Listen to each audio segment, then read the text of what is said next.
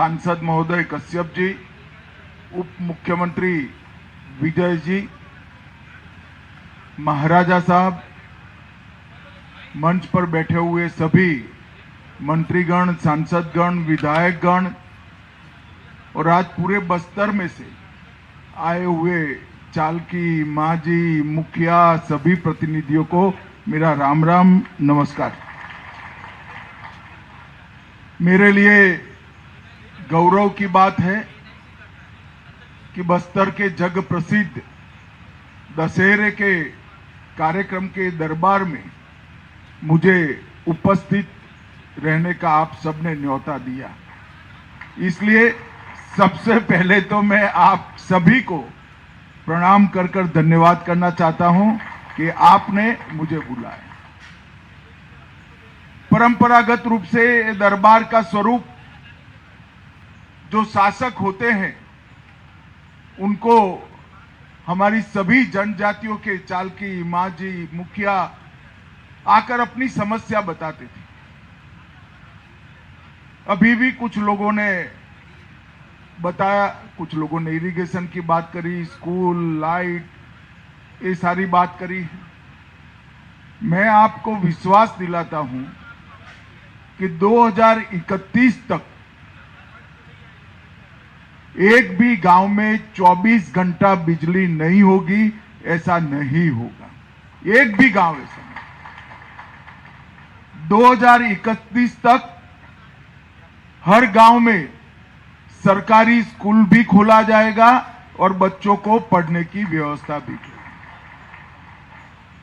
2031 तक पीएचसी और सीएससी जो सरकारी योजना के हिसाब से होने चाहिए, वो पूरे बस्तर में पूरे देश के अनुसार पीएचसी और सीएससी केंद्र खोलने का काम भी हम पूरा कर लेंगे।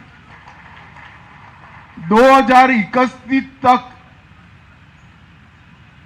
हर व्यक्ति को राशन कार्ड, आधार कार्ड और 5 किलो अनाज की योजना, मुफ्त अनाज की योजना सभी तक पहुंच जाएगी और 2031 तक सबके बैंक खाते भी खुल जाएंगे, जिसमें महतारी वंदन योजना के पैसे हर माह जमा हो जाएंगे।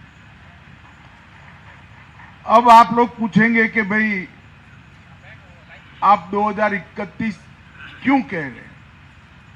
मैं 2031 इसलिए कह रहा हूं कि मुझे रोड बनाना है तो नक्सली नहीं बनाने देते। हम टेलीफोन के टावर लगा रहे हैं, वो उखाड़ दे रहे हैं। हम बिजली के खंभे लगा रहे हैं, वो उखाड़ दे रहे हैं। 2026 मार्च तक पूरे बस्तर से सभी नक्सलियों का प्रॉब्लम हम समाप्त कर देंगे और बस्तर को नक्सलवाद से मुक्त कर देंगे। और मैं आज फिर से आप सबके सामने भी कहना चाहता हूं कि जो हाथ में हथियार पकड़कर नक्सलवाद को अपनाए हैं, आपके गांव के ही बच्चे हैं।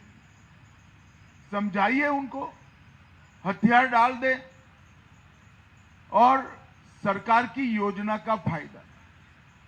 जो हथियार डालकर सरेंडर करता है, मेन स्ट्रीम मुख्य प्रवाह में आना चाहता है, उसको सरकार 50,000 रुपया भी देती है, बाकी सारे फायदे भी देती है। आज तक बस्तर में कितने आदिवासी, किसी का हाथ उड़ गया, किसी का पैर उड़ गया, किसी की बाप मर गया, किसी की मां मर गई। नक्सली भी मरे, वो हमारे ही लोग थे।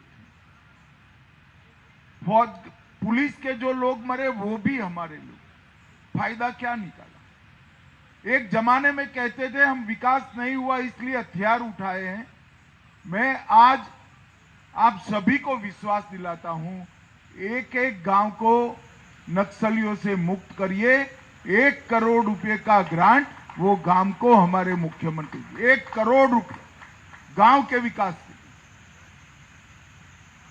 आपके गांव से जो युवा युवती नक्सलवाद से जुड़ा है उनको संदेश भेजिए, समझाइए, सरेंडर हो।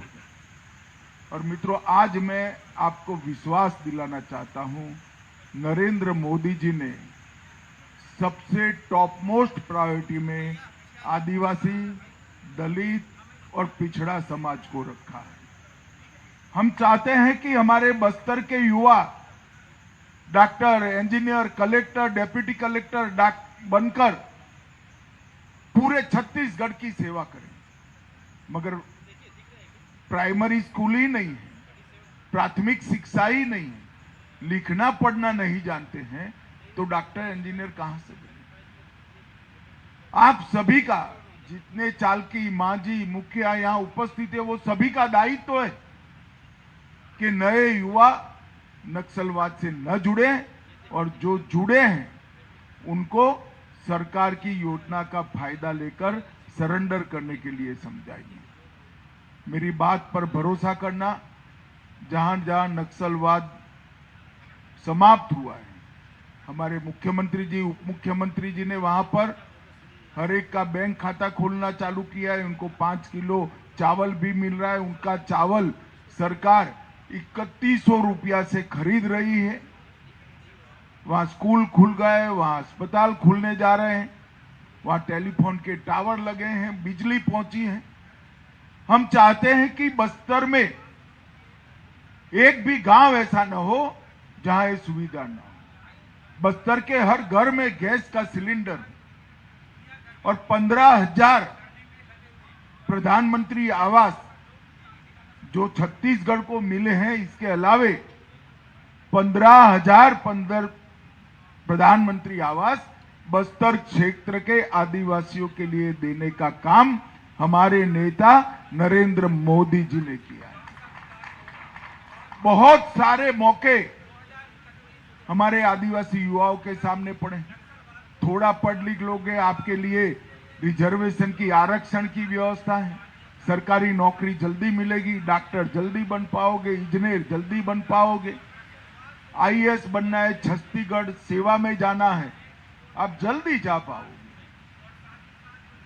और मैं आप सभी को करबद्ध निवेदन करने आया हूं, हमारे गांवों को नक्सलवाद से मुक्त करा दीजिए। हिंसा से किसी का भला नहीं है। सभी लोग मुख्य धारा में आए और अब कम से कम कोई नया बच्चा, कोई नया युवा युवती नक्सलवाद के साथ जुड़े नहीं, इसकी जिम्मेदारी आप सबने।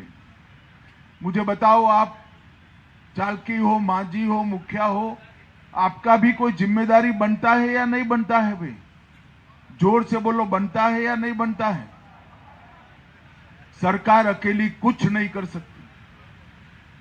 बस्तर के अंदर वातावरण बदलने के लिए सरकार दशहरा मना रही है, ओलंपिक मना रही है, पांडु महोत्सव मना रही है।